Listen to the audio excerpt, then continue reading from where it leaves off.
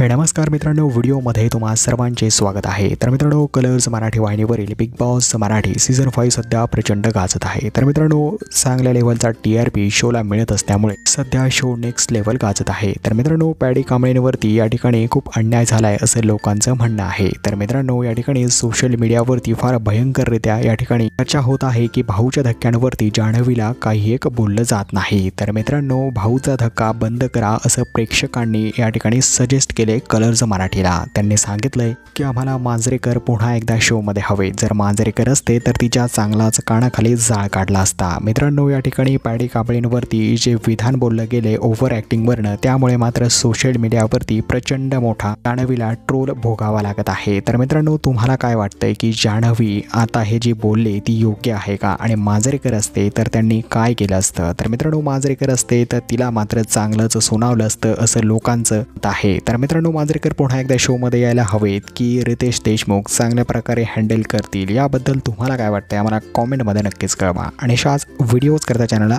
Subscribe करा। धन्यवाद।